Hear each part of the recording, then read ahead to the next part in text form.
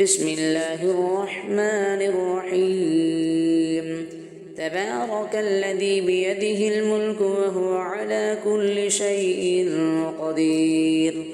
الذي خلق الموت والحياة ليبلوكم أيكم أحسن عملا وهو العزيز الغفور الذي خلق 7 سماوات طباقا ما ترى في خلق الرحمن من تفاوت فارجع البصر هل ترى من فطور ثم ارجع البصر كرتين ينقلب إليك البصر خاسئا وهو حسير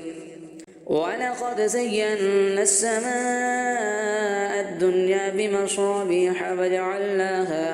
وجعلناها رجوما للشياطين وأعتدنا لهم عذاب السعير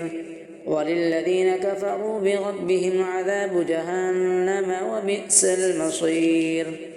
إذا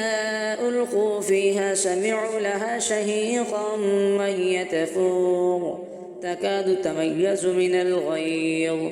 كلما ألقي فيها فوج سألهم خزنتها ألم يأتكم نذير قالوا بلى قد جاءنا نذير فكذبنا وقلنا ما نزل الله من شيء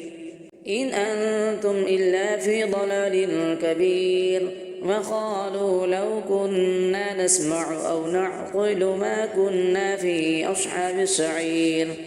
فاعترفوا بذنبهم فسحقا لأصحاب السعير إن الذين يخشون ربهم بالغيب لهم مغفرة وأجر كبير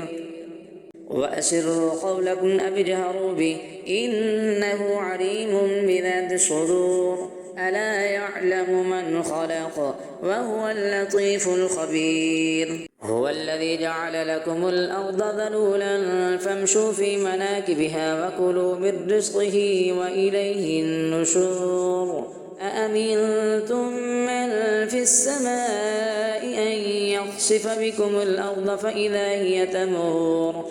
أم أمنتم من في السماء أن يرسل عليكم حاصبا فستعلمون كيف نذير ولقد كذب الذين من قبلهم فكيف كان نكير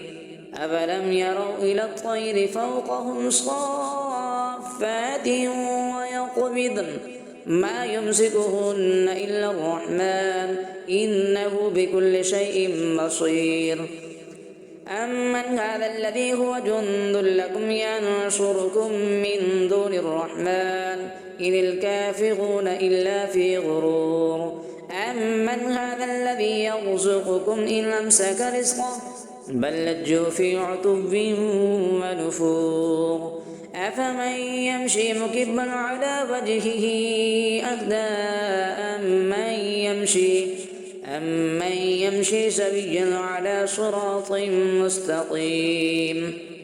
قل هو الذي أنشأكم وجعل لكم السمع والأبصار والأفئدة قليلا ما تشكرون قل هو الذي ذرأكم في الأرض وإليه تحشرون ويقولون متى هذا الوعد إن كنتم صادقين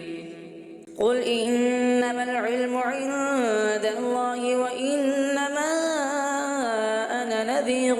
مبين فلما رأوه زلفة سيئت وجوه الذين كفروا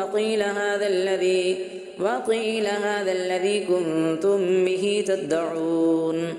قل أرأيتم إن أهلكني الله ومن معي أو رحمنا فمن يجير الكافرين من عذاب أليم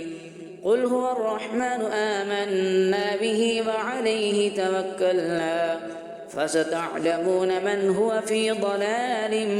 مبين قل أرأيتم إن أصبح ماؤكم غورا فمن يأتيكم بماء